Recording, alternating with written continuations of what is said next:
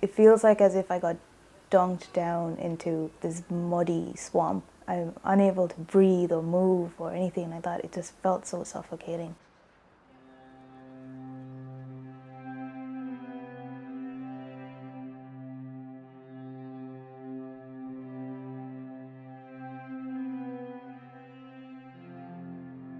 It's a portrait of my grandmother. She means a lot to me, and I figured if I was going to keep something to remember her, this was going to be the way I would do it. It was March 11 last year when my mom called and she said that my grandmother had passed away. I called you, you were crying the other side, I was crying here. That's all we can do. She asked if I could go back home to mourn for her. But I couldn't go because COVID was a new topic and it was a growing concern. My mom is a heart patient and my dad's elderly. They were both in the vulnerable group, and I was just like, I don't know if I want to take that risk because I've already lost someone. I don't want to lose another one or two worse, you know.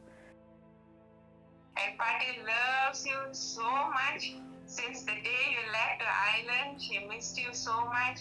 She always tells me she wants to see you graduating there.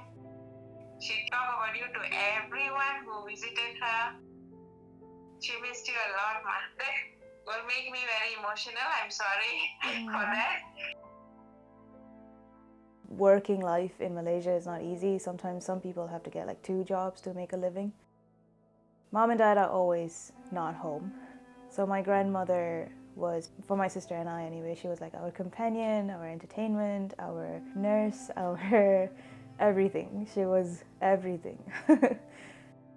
When she grew older, she became really weak and she needed someone who would care for her. So I decided I'll just do it. She was very happy when she saw you leaving to Ireland to further up your studies. She was a very happy lady to see you achieving more and more.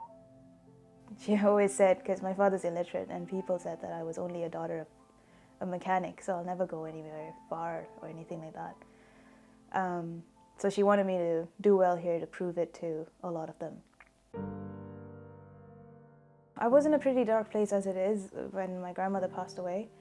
And then, you know, the pandemic happened, restrictions happened all around the world.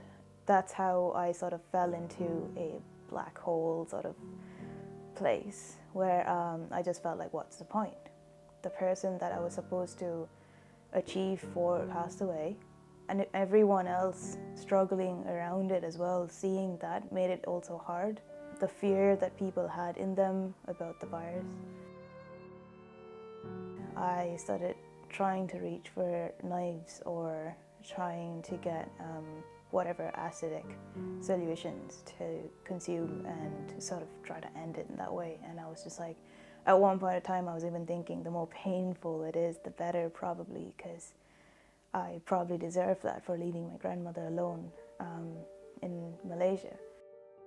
He literally had to pin me down and to help, like, sort of in a way to like restrict me from grabbing onto anything sharp, and he baby-proofed the room that we were living in at that time. No sharp objects whatsoever. Like, it was hard seeing you in so much pain and seeing you struggle so much, but I knew you'd come through the other side. I know how strong you are. All I can really do and be there for you and keep telling you that, like, it's worth it. It's worth getting through all this, and you know, if you take it step by step, you know, each day as it comes, you'll get through it eventually, and that's kind of what we're doing now, isn't it? He was the one who kept pushing, saying, you need counseling, you need to talk about this to someone. He's definitely the reason that I'm alive. He's an angel. I know it's cheesy to say that, but definitely, you know, when someone saved your life, when someone saves your life, you would say that they are your angel. She really wanted you to come up in your life, to be a strong person, you know. You must have the courage to face anything in your life. She always say that. Don't cry, Ma. She's always with you. Don't cry. You take care, Lama. You take Yeah. care of yourself. I'm trying to accept the fact that life goes on. It's a hard thing to accept immediately, I'd say, but I'm slowly getting there. Well, I'm alive, I'm sitting here, so that's a step forward, I suppose.